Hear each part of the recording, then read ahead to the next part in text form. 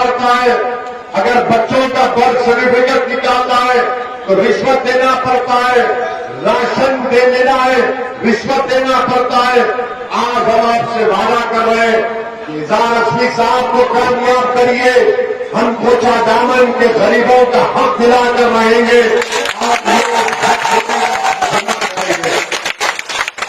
आज आप देखते हैं कि जहां पर अलीगढ़ मुस्लिम यूनिवर्सिटी का कैंपस बनाया गया, नीतीश कुमार ने उस जमीन पर कोर्ट ने स्टे लगा दिया।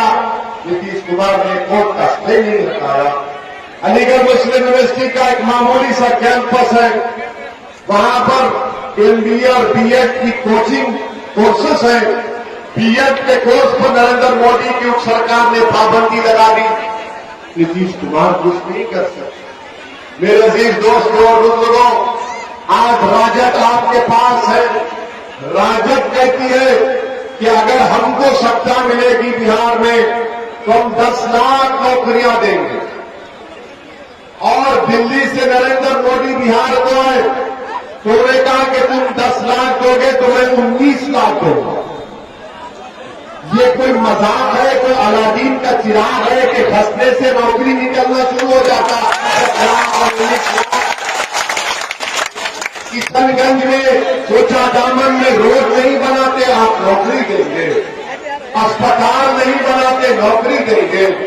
स्कूल में टीचर का इंतजाम नहीं है, नौकरी देंगे।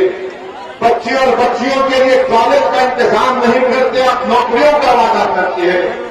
बाढ़ आती है, जमीन कट जाती है, बाढ़ आती है, खेत बर्बाद, फसल बर्बाद हो जाती है।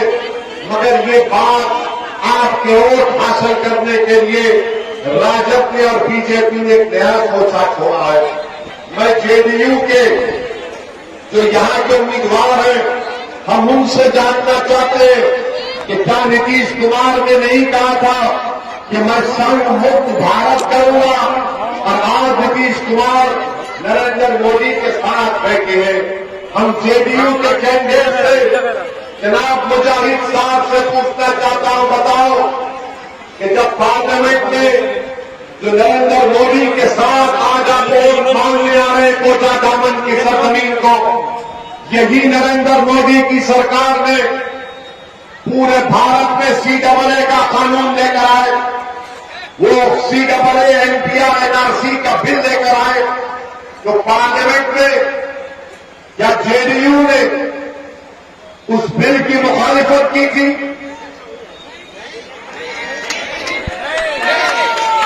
आप खुद जवाब दीजिए, क्या जेडीयू ने उस बिल की मुखालिफत की थी?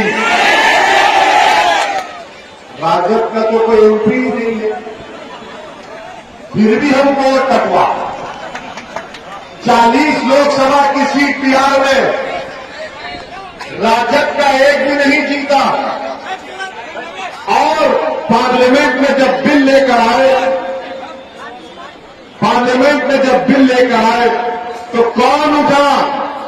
पूछो ये कांग्रेसियों से, किसने भारत की पार्लियामेंट में 540 के ऐवान में अगर किसी ने उठकर नरेंद्र मोदी की सरकार के सामने बेबाक तरीके से खुलकर सच्चाई को बयान कर कहा कि CAA का कानून भारत के संविधान और आईन के खिलाफ है, ये मजहब के नाम पर मुसलमानों से नाइंसाफी करता है, और हमने नरेंद्र मोदी की सरकार के सामने बता दिया कि जिस तरह महात्मा गांधी ने जनूबी अफ्रीका में सफेद फार्म हुकूमत के कानून को फाड़ा था, हमने नरेंद्र मोदी से इस कानून को बताओ। जेडीयू के कैंडिडेट, तुम आज कोचा दामन की जनता से वोट मांगने आ रहे हो, तुम्हारा मौक़िफ़ क्या है CAA NPR NRC पर?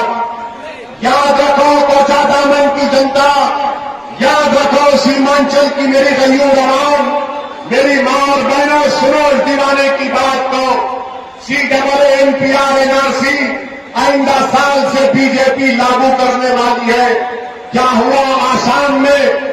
आसाम में 15 लाख लोग के नाम नहीं आए, सुप्रीम कोर्ट ने उसको करवाया था।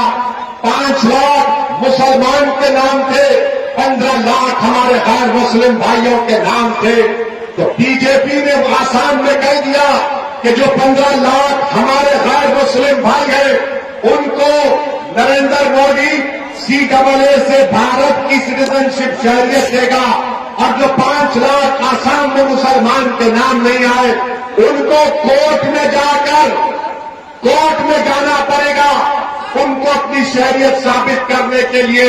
उस वक्त तक उनको भारत का सिटीजन नहीं करार दिया जाएगा। इसीलिए हम आपसे कह रहे कि CAA NPR NRC के रूल हमारे वजूद की, हमारे बका की लड़ाई है, और ये नीतीश कुमार, ये JDU और RJD, इनमें दम नहीं है कि बीजेपी को रोक पाए। आज RSS के लोग कहते, RSS के मोहन भागवत ने बयान दिया कि भारत के मुसलमानों को भटकाकर CAA के कानून में उनसे एहतजाज करवाया गया। हम आज कोचा दामन में खड़ा होकर RSS के मोहन भागवत को पैगाम दे रहे कि मोहन भागवत, हम कोई दूध पी के बच्चे नहीं है कि तुम्हारी मीठी मीठी बातों में आकर नींद सो जाएंगे।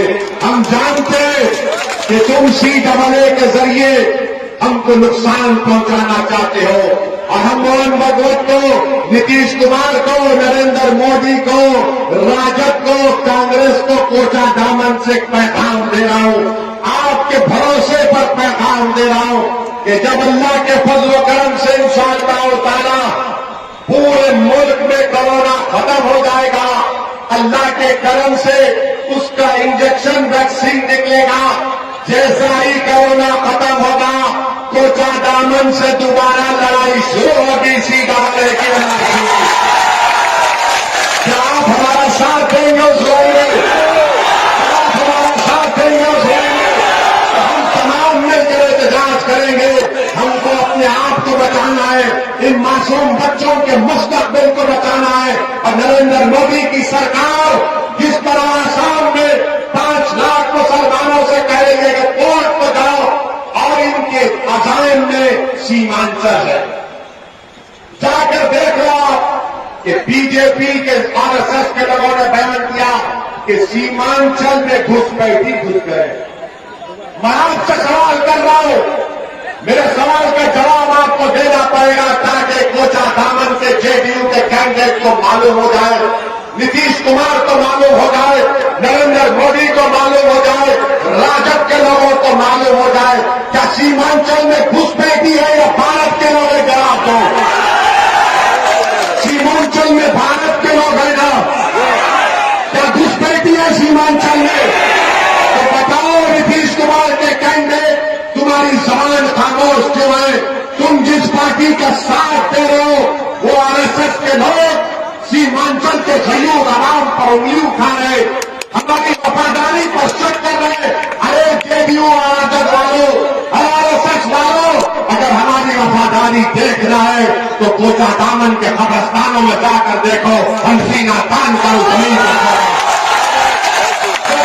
पर हमको जिंदा रखेगा, सीना तान कर जिएंगे, अपने हक के लिए लड़ेंगे, अपने बच्चों की तालीम के लिए लड़ेंगे, अपनी बच्चियों की तालीम के लिए लड़ेंगे।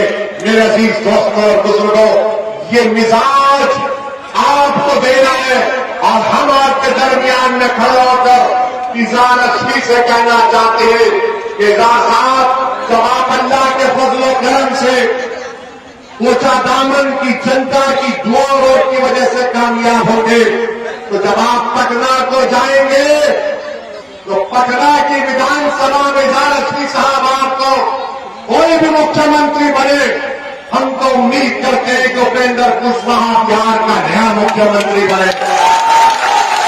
मुख्यमंत्री जो भी होगा, इजहार खड़े होकर उसकी आंख में आंख डाल कर कहेगा कि मुझे कोचा दामन की गयूर जनता ने मुझे भिजाया है, मैं न अपनी गर्दन को झुकाऊंगा, न अपनी नजरों को नीचा रखूंगा, बल्कि मैं इस असेंबली में खामोश बैठने के लिए नहीं आया हूं, मैं इस असेंबली में मसाइल उठाऊंगा, हमारे कोचा दामन की जनता की तकालीफ को बयान करूंगा, और लड़कर कोचा दामन की जनता के मसाइल को हल करूंगा।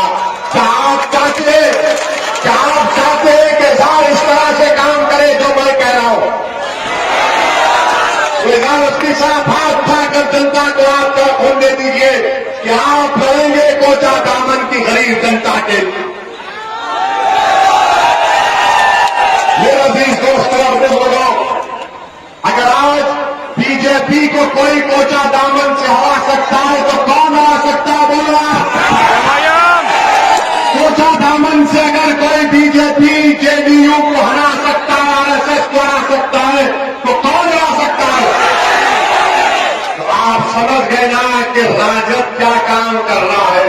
राजद फैंसी का काम करता है, फैंसी का काम कर रहा है। फैंसी क्या करती है? फैंसी काटती है ना, वही काम कर रहे हैं ताकि आपका इत्तेहाद, आपकी मोहब्बतों में निफाक पैदा किया जाए। और यहां से वो मोदी को कामयाब कर रहे, कोचा दामन से कैंडिडेट नरेंद्र मोदी है और एक तरफ बिहार है। कोई